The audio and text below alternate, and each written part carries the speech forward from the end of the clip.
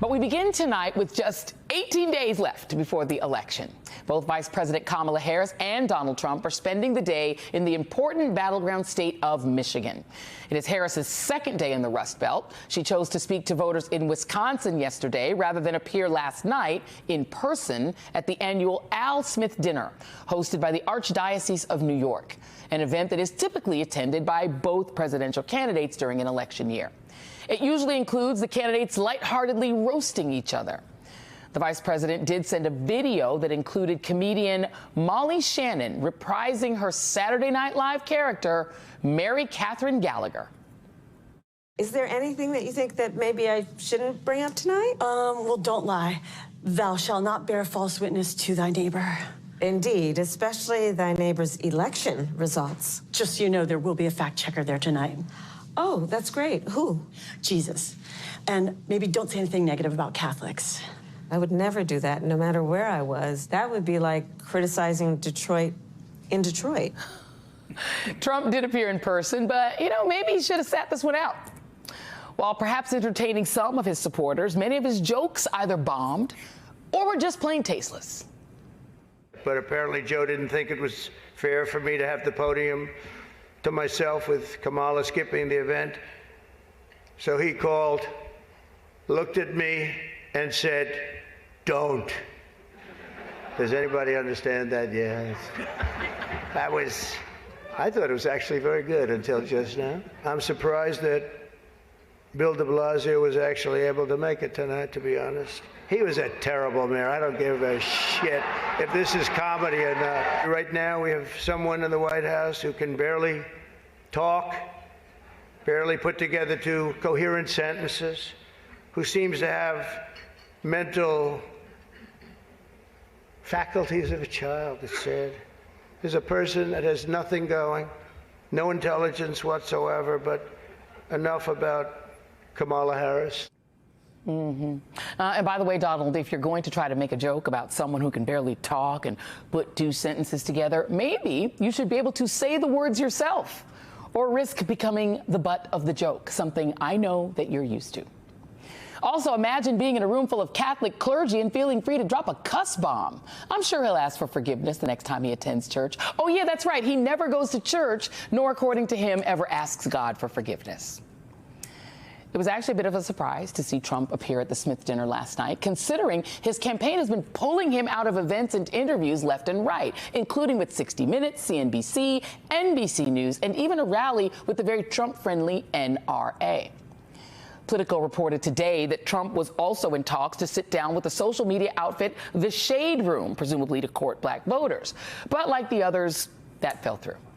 Politico writes, a Trump advisor told the Shade Room producers that Trump was exhausted and refusing some interviews, but that could change at any time, according to two people familiar with the conversations.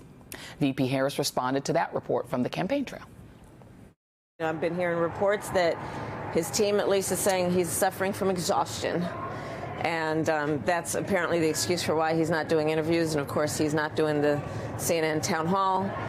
He refuses to do another debate. And, look, being president of the United States is probably one of the hardest jobs in the world. And so we really do need to ask if he's exhausted being on the campaign trail. Is he fit to do the job? And I think that's a question that is an open-ended question that he needs to answer.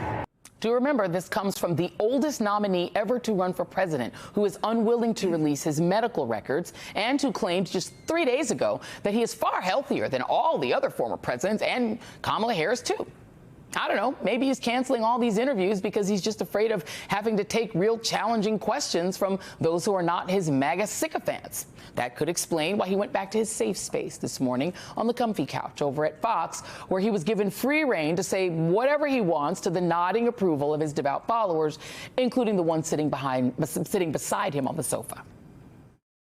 I am the most stable human being. Remember, they said a stable genius. I am the most stable human being. I've been doing this for a long time. I hate to talk that way, but we can't let this woman get in. It's two people, and she's and you talk about unstable, she's a whack job. He also let it slip that some people over at Fox helped write some of the so-called jokes he delivered last night at the Smith Dinner. And he gave an open endorsement to a key element of Project 2025 on education. We're going to take the Department of Education, close it. I'm going to close it. We'll have one person, could be you if you decide to retire. So let's say you have a liberal city, let's Los Angeles, San Diego, and they just decide we're going to get rid of that history. We got new history. This is America built off the backs of slaves on stolen land. And that curriculum comes in. Then we don't send them money. Did the brother on the set have any thoughts? Maybe not. People may wonder how we got here. That somebody this incapable could possibly return to the Oval Office. Well, for that, you can look at his performance on Fox this morning, which is a reminder that he is ultimately nothing more than a television performer. Being on TV is his comfort place, and that is largely because of his time on The Apprentice. If not for that show, which created the fictional TV version of Trump that audiences saw, he may never have wound up in the White House in the first place. Speaking to producers on the show, the New York Times pointed out last month how Apprentice producers had to cover for Trump, who at times had no idea what was going on the show, especially when it came to firing someone. The Times writes, quote, "For those moments when Mr. Trump's choice threatened to reflect badly on him and the show, Mark Burnett's producers waved their magic wands in the editing bay. Our job then was to reverse engineer the show and to make him not look like a complete moron," Mr. Braun said. They would go back through the tape from the week and selectively choose snippets to make the person who he fired look not as good.